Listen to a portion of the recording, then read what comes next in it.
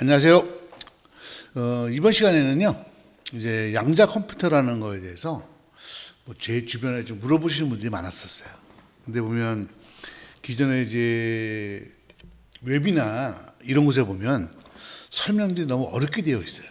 그래서 그 양자 컴퓨터에 대해서 아직까지는 뭐 그렇게 많이 쓰이는 환경은 아니니까 그 개념 같은 거를 한번 좀 정리를 해드리려고 해요. 뭐 어려운 거는 없고요. 쉽게 여러분들을 위해서 한번 정리해 보도록 하겠습니다. 양자 컴퓨터를 이해하기 가장 좋은 방법은 뭐냐면요. 무슨 막 어려운 얘기 쓰는 것보다 여러분이 현재 컴퓨터를 한번 생각해 보시면 돼요. 자, 여기 슬라이드에 있죠. 지금 현재 컴퓨터가 어떻게 만들어졌나를 가만히 생각해 보면 처음엔 전기가 그냥 흘렀죠. 그러니까 흐르거나 안 흐르거나. 그죠? 그 두 개였어요. 이때는 별게 아니었죠. 근데 인간이 뭐를 만들었냐면 반도체라는 걸 만들었어요. 반도체는 뭐냐면 어떤 조건이 되면 흐르고 어떤 조건이 되면 안 흘러요. 그게 반도체예요. 자, 볼까요? 여기 보시면 오화가 요로 반도체는요. 00이 들어오면 안 흐르고요. 하나가 들어오고 하나가 안 들어와도 흘러요. 엔드는 두 개가 들어와야 흘러요. 얘는 들어오면 안 가고 안 들어오면 가요. 뭐 이런 거 있죠. 그러니까 전기의 흐름을 조절하는 거예요. 그걸 반도체라고 하고요. 이 반도체를 처음에 어떻게 만들었냐면 그냥 간단하게 오화, 엔드, 난만 만들었어요. 그죠? 그래가지고는 이걸 갖고서는 이렇게 묶어서 엔드와 오화를 이렇게 묶어가지고 회로를 만드는 거예요. 지금은 디지털 논리를 시간이 아니라서 자세히 설명하지 않는데 지금 개념이 뭐냐면요. 이런 거예요. 전기가 흐르냐 안 흐르냐. 그러다가 어떤 조건이 되면 흐를 수 있는 걸 만들었어요. 근데 그 세 가지가 있죠. 엔드와 낫. 그 엔드와 낫 세 가지를 가지고 묶어가지고 지금 여기처럼 이런 특정한 역할을 하는 기억한 요거는 기억하는 회로인데 기억하거나 분기하거나 이런 역할을 하는 회로들을 만들어 가지고 그거를 다 모아서 만들어 놓은 게 컴퓨터예요. 재밌죠? 자, 여러분이 컴퓨터를 바라보는 시각을 정확히 하셔야 돼요. 그러니까 컴퓨터는 그냥 처음엔 전기가 흐르거나 말거나였어요. 그러다가 이거를 어떤 조건이 되면 흐르고 어떤 조건이 되면 안 흐르는 그 반도체를 만들었어요. 그게 세 가지만 만들었죠.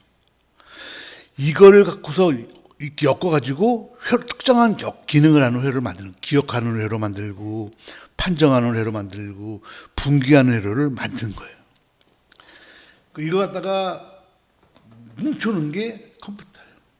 처음에는요, 이 반도체가 진공관으로 되어 있었습니다. 그래서 컴퓨터가 얼마나 했냐면, 한 10층 건물 만한 10층 좀 뻥이죠. 굉장히 컸어요. 한 4층 공학관 같은데 지금 말하면 한 3층 정도 되는 높이 정도의 굉장히 큰. 지금은 그만한 게 어떻게 됐죠? 진공관이 반도체가 도입되면 반도체라는 그 칩이 도입되면서 어떻게 됐죠? 지금 여러분 스마트폰으로 보다 조그맣게 작아지잖아요. 그죠? 그렇게 발전한 거예요. 그 처음부터 컴퓨터 얼마나 했냐? 굉장히 컸죠. 빌딩만 했죠. 그러다가 이제 이것이 이제 이런 것들 진공관이 되었을 때는 진공관이 크니까. 그러니까 최근에 기술이 발달이 돼서 이제 집적도 높아지니까 이게 쪼글쪼글 된 거죠. 그걸 이해하시면 이제 양자 컴퓨터도 그렇게 이해하시면 돼요. 지금 양자 컴퓨터는요 얼마나 하냐면 뭐 거의 앵간한 빌딩만 하고요. 양자 컴퓨터가 작동하려면 영하 몇십 도? 뭐 그 정도 기온을 유지해야 되고요. 뭐 굉장히 어마어마해요. 그렇지만 이것도 언젠가는 그런 모습 갖고는 뭐 상용화되기 어렵고요.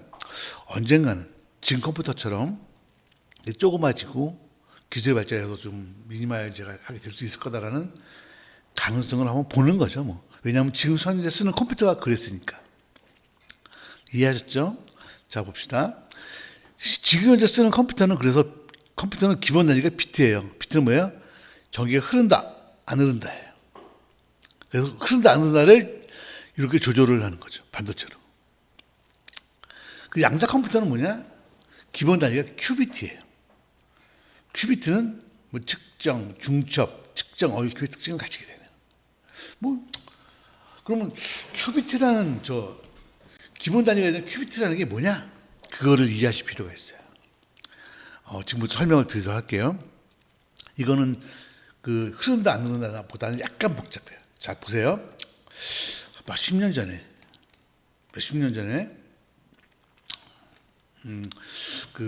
저기 보면 슈테른 게를라흐라고 하는 사람이 아주 유명한 실험을 했어요. 무슨 실험을 했냐면요. 보세요.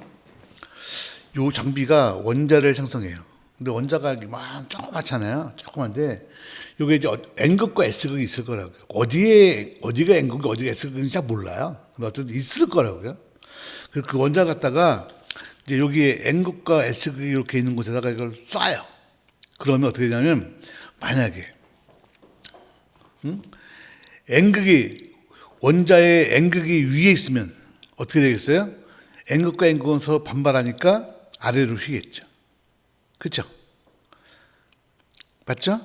그 다음에 만약에 N극과 S극이 있었는데 혹시 S극이 위에 있었다면 어떻게 돼요? N극과 S극을 서로 당기니까 이렇게 올라가겠죠. 그렇죠? 그래서 이렇게 쏘면은 이제 여기서 전자를 쏘면 이렇게 되거나 이런 식으로 되는 거죠. 그렇죠? 뭐 요건 잘 이해가 됐어요. 그런데 아주 웃기게요. 잘 보세요. 요걸 90도 회전시켜 보세요. 옆으로 이렇게 딱 돌리면 옆으로 N극과 S극이 있잖아요. 그 상태로 내가 전자를 쏘는 거예요. 쏘면 어떻게 되냐면요. 잘 보세요. 실험을 해보니까 원자의 50%는 위로 가고 50%는 아래로 갔다는 거예요. 왜 그런지는 아무도 몰라요. 보세요. N극이 위에 있을 때는 쏘면은 뭐 위에 N극이 있으면 이렇게 가거나 이렇게 가잖아요.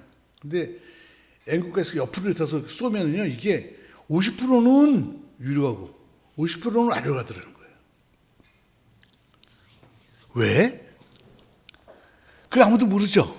그래서 그거 갖다가 이제 코페나겐 해석이라고 해서 유명한 원자에 꼭 나오는 애들이잖아요. 걔들이 이런 걸 중첩이라고 표현한 거예요. 얘들은 통과할 때까지는 상태를 모른다. 통과할 때 결정되는 것이다. 라고 이제 뭔가 말도 안 되는 어떤 논리를 세운 거죠. 그걸 이제 중첩이라는 단어를 표현하는 거죠. 그래서 그 양자가 가지는 특성이에요. 그래서 이 중첩 상태라는 게 있는 거예요. 그러니까 보세요. 기존의 컴퓨터는요, 전기가 흐른다 안 흐른다가 하나의 비트가 되잖아요. 근데 양자는요, 큐비트가 하나의 기본 단위가 되는데 큐비트가 어떤 상태를 가져요? 위로 가거나 아래로 가는 거예요. 근데 이게 이렇게 되어 있으면 이렇게 되는데 옆으로 되어 있으면 위로 가는 거나 아래로 갈 거냐가 50대 50이라니까. 그렇게 돼버릴 거예요. 그래서 요거 재밌네. 그러면 요거를 이용해서 연산을 해보면 어떨까? 컴퓨터라는 것을 만들어 보면 어떨까? 그러면 우리가 뭐를 표현하면 되죠? 기존의 컴퓨터에서는 0과 1을 표현하면 되지만 여기서 어떻게 표현하면 되죠? 위, 아래 있죠. 그죠? 근데 또 50%는 그 위로 하고 50% 밑으로 가잖아요. 그러니까 이걸 갖다 어떻게 표현하면 3차원으로 표현을 해주는 거예요. 그러니까 X, Y, Z를 이용해서 표현하면 이 전자가 어디로 갈 것인지를 표현할 수 있게 되는 거예요. 그래서 양자 컴퓨터의 기본 단위는 그 컴퓨터는 비트고 양자 컴퓨터는 큐빗이에요. 큐빗은요, 왜 만들어진 거냐면 바로 이런 특성 때문에 만들어진 거예요. 그래서 그 전극의 위치에 따라서 요것이 왔다가 요 전자가 흘러가는 방향이 달라지는 거예요. 그 요걸 갖다가 컨트롤을 한다면, 자 보세요. 기존에는 이제 전기가 흐르고 안 흐르는 거를 이렇게 8비트를 걸어가지고 이걸 한 바이트라고 표현하잖아요. 그럼 양자 컴퓨터는 어떻게 저런 회로를 갖다가 또 이렇게 만들면 되죠. 그죠? 그래서 애들도 이렇게 표현을 뭐 다음 시간에 설명하겠지만 이렇게 만들어요. 오늘은 컴퓨터의 비트를 설명했듯이 양자 컴퓨터의 큐비트만 설명하는 거예요. 큐비트가 왜 나왔냐면요. 슈테른 게르하우라는 사람의 실험에 의해서 이런 특수한 상황이 이렇게 보여진 거예요. 그래서 이 특수한 상황을 갖다가 우리 중첩이라고 해명했고, 그럼 이 특수한 상황에서 이 전자의 흐름을 조절할 수 있느냐? 조절할 수 있어요. 볼까요? 자, 요거 한번 보죠. 만약에 이제 이렇게 돼 있을 때 전자를 통과시켰어요. 응? 통과시키면서 전자가 만약 위쪽으로 하겠으면 뭐 N극이 위로 전자의 N극이 위에 있는 상태죠. 그죠? 뭐 상관. 근데 이거 밑으로 갔으면 그럼 그죠? 이거 갖다가 다시 여기 또 다시 수직자가 쏘게 되면 어떻게 돼요? 그러니까 여기서 갔을 때 위로 갔던 거를 수직자가 다시 쏘게 되면 100% 위로 가겠죠. 그렇게 됐죠. 그렇죠? 왜? 이렇게 했을 때 위로 갔으니까 그거는 N극이 위에 있다는 거잖아요. 그리고 그런 성질을 가진 전자는 여기를 통과하면 또 위로 가겠죠. 자, 그죠? 두 번째, 얘가 이거 수직 자석을 통과했어요.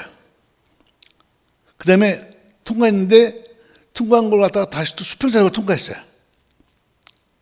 그죠? 그러면 50%는 위로 가고 50%는 아래로 향하게 되겠죠.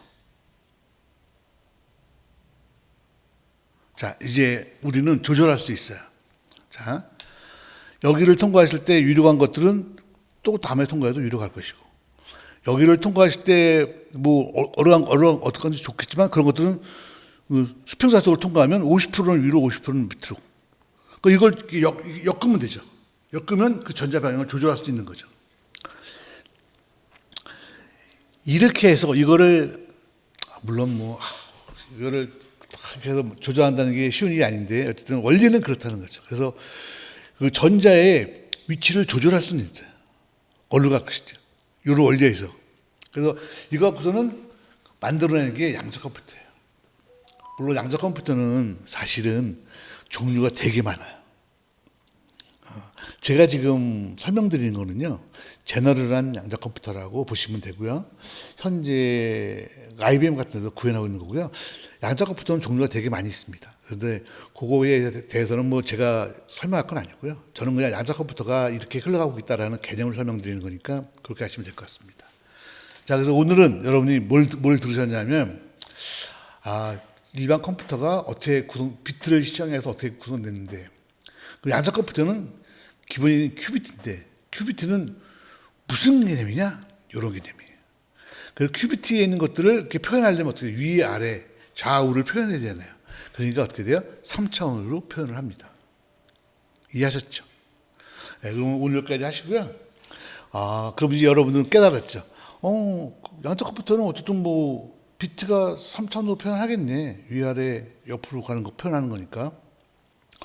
그럼 되겠네. 그럼 그걸 표현하기 위해서 이제 입체적으로 표현하는 방식 같은 거를 도입하면 되겠죠. 그래가지고 도입이 되면 그것들을 갖다가 어떻게 돼요? 모으는 거죠. 모아가지고 이제 처리를 하면 되는 거예요. 이제 마치 컴퓨터에서 마치 비트에다가 뭐 바이트에다가 바이트가 그렇게 처리하고 그러잖아요. 그런 것처럼 그런 개념으로 보시면 돼요. 그거는 이제 다음 시간에 계속하도록 하겠습니다. 오늘 잘 이해가 되셨나요? 양자 컴퓨터에 대해서 너무 수식 같은 거에 너무 연연하지 마시고요. 제가 간단하게 개념을 잡아드릴 테니까 한번 보시도록 하겠습니다. 예, 오늘 수고하셨습니다.